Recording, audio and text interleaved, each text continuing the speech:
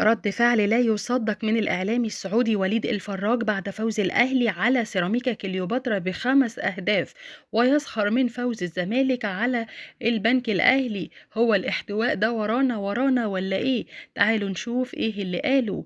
طبعًا في البداية ما ننساش نعطّر فمنا بذكر الله والصلاة والسلام على سيدنا محمد.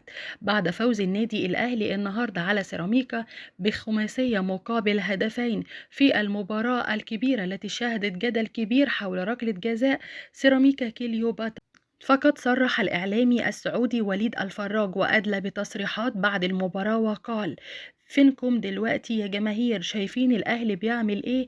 الأهلي لما فاز على العين كنتوا بتسخروا منه فاكرينه مش هيفوز، والكل كان بيقلل من النادي الأهلي.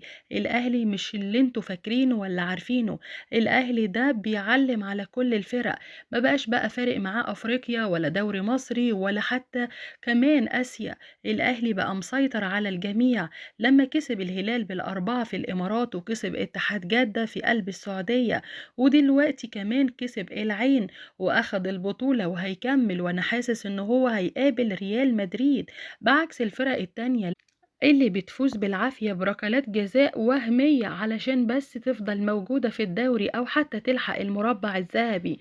لأ، الأهلي لما بيجيب جول بيجيب 2 و3 و5.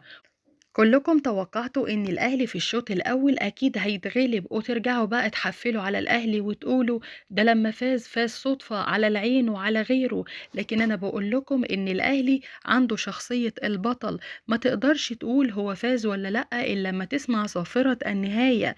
الاهلي قدر يفوز النهاردة ب5 اهداف على فريق ما نقدرش ننكر ان هو فريق قوي، وقدم شوط اول رائع جدا. لكن تألق محمد الشناوي اللي كان عنصر مهم كبير جدا في الفريق النهاردة خلى الأهلي يفوز ب5 أهداف.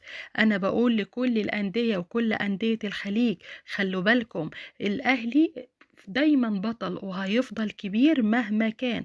وبقول لجماهير الزمالك اللي بتقلل من البطولة وبتقول إنها مصنعة: مفيش مشكلة، طب ما تاخدوا زيها وتعملوا زي الأهلي.